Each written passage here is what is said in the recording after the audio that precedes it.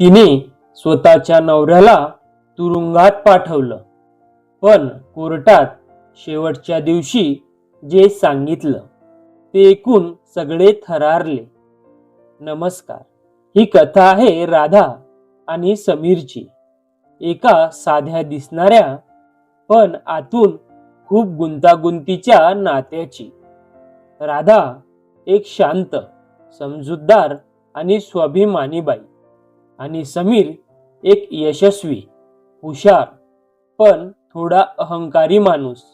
दोघांचं लग्न प्रेमाचं नव्हतं, पण वेळेसोबत प्रेम निर्माण झालं. सगळं सुरळीत चाललं होतं. पण एक दिवस अचानक सगळं बदललं. समीरवर फसवणुकीचा आरोप झाला.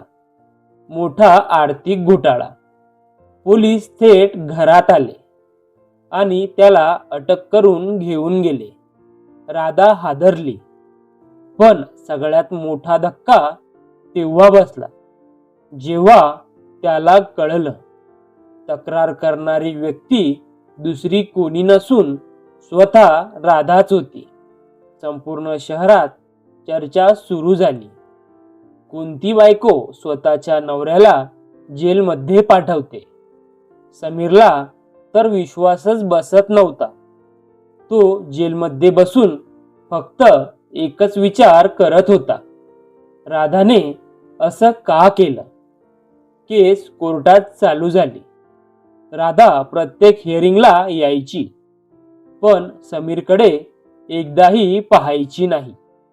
तिच्या चेहऱ्यावर कोणताही भाव नव्हता. जणू काही तिला काहीच फरक पडत नव्हता. समीरचा राग आता द्वेषात बदलत होता. त्याला वाटायला लागलं, ही सगळं प्लॅन करून करत आहे.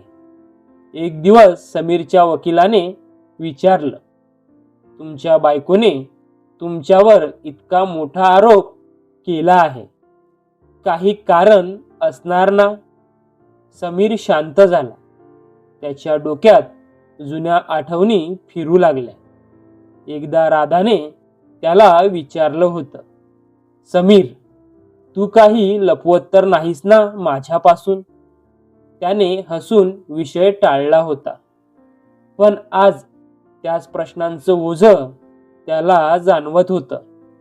केस पुढे चालू राहिली. पुरावे समोर येऊ लागले.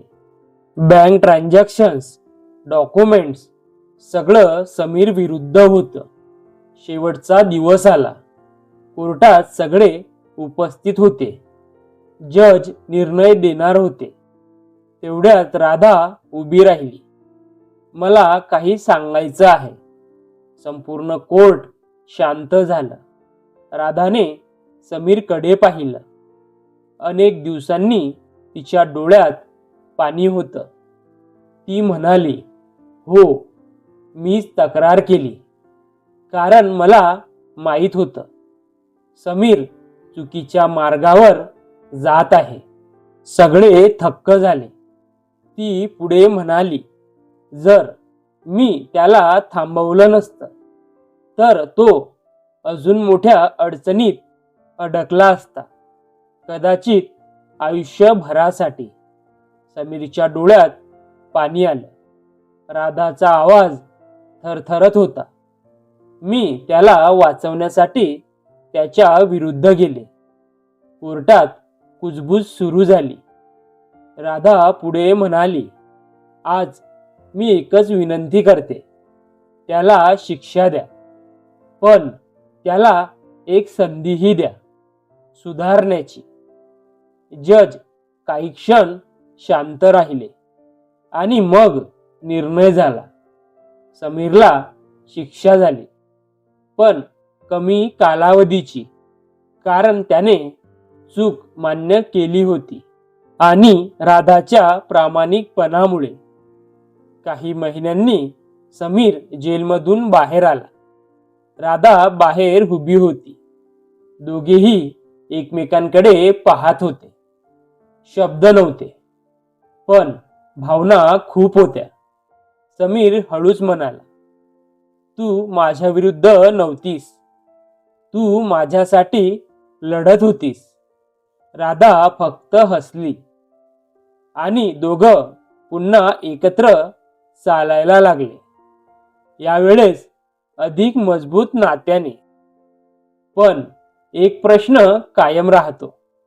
जर तुम्ही राधाच्या जागी असता तर तुम्ही तुमच्या माणसाला वाचवण्यासाठी त्याच्या विरुद्ध गेला असता का, की त्याच्या चुकीकडे डोळेझाक केली असती? जर ही कथा तुम्हाला आवडली असेल तर व्हिडिओला लाईक करा, शेअर करा आणि कमेंट करा आणि आपल्या मॉरल स्टोरीज चॅनलला सबस्क्राईब करा, कारण अजून अशा खऱ्या आणि खोल कथा इथे येणार आहेत. धन्यवाद.